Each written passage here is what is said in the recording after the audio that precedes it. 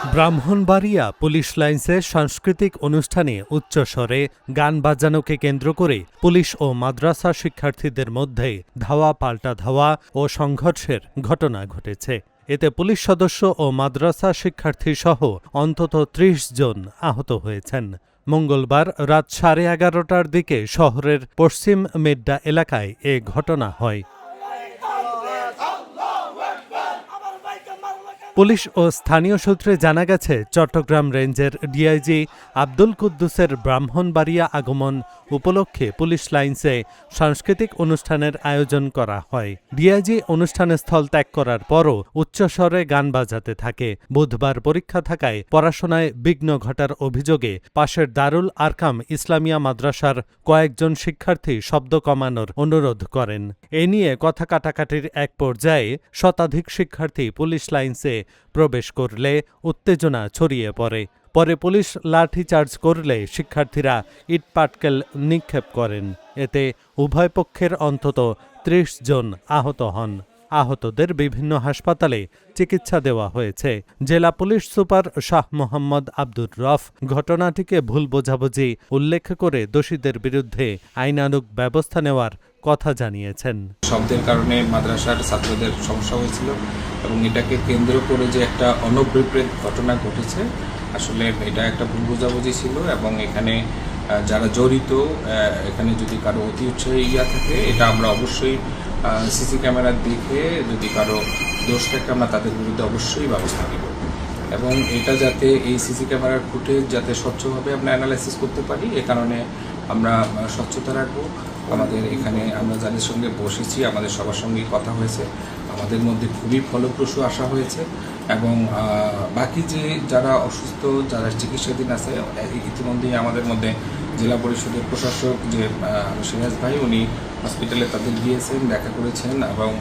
সুচিকিৎসার ব্যবস্থা করেছেন এবং তাদের কোনো আর্থিক যদি কোনো যত লাগবে আর্থিক হেল্প সেটা এবং উন্নত চিকিৎসা যদি লাগে, এটা উনি যেহেতু ইনশিওর করেছেন এবং তাদের চিকিৎসার জন্য আমরাও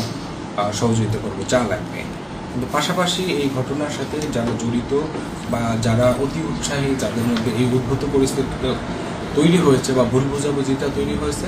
এটা যাতে না হয় এবং এদের যারা দায়ী, আমরা অবশ্যই তাদের বিরুদ্ধে ব্যবস্থা নেব। এবং আমাদের যে দাবি ছিল 5টা দাবি, এটা নিয়ে তো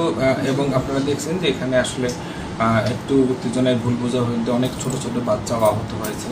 এবং এটা আসলেই প্যাথেটিক এবং আমি তাদের সাথে দেখেছি, কথা বলেছি এবং পাশাপাশি আমাদের পুলিশ সদস্য এখানে যেহেতু ওখানে গেটের মধ্যে ছিল, ভুল বোঝাবুঝি হয়েছে, এটা আসলে প্যাথেটিক এবং এটার জন্য আসলেই খারাপ লেগেছে এবং এই ঘটনার জন্য যায় দাঁড়ি এর আসলে যেহেতু আমাদের পুলিশ সদস্যের সঙ্গে ঘটেছে, তো এটা তো আসলে আমাদের পুলিশেরই ভুল করেছে, এটা ব্যক্তিগত দায় তাদের থেকে নিতে হবে বা আমরা এটা দায় দায়িত্বটা আমরা অ্যানালাইসিস করবো, আর এটা যদি স্বচ্ছভাবে হয় এটা আমরা অ্যানালাইসিস করবো,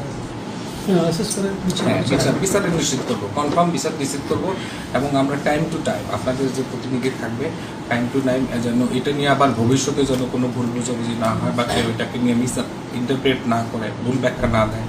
বা অন্যান্যদের মধ্যে যাতে ভুল মেসেজ না যায়, এ কারণে আমরা টাইম টু টাইম কিন্তু আমরা কমিটির সঙ্গে কী হচ্ছে না হচ্ছে আমরা করবো এবং এটা নিয়ে আজকে আমরা অলরেডি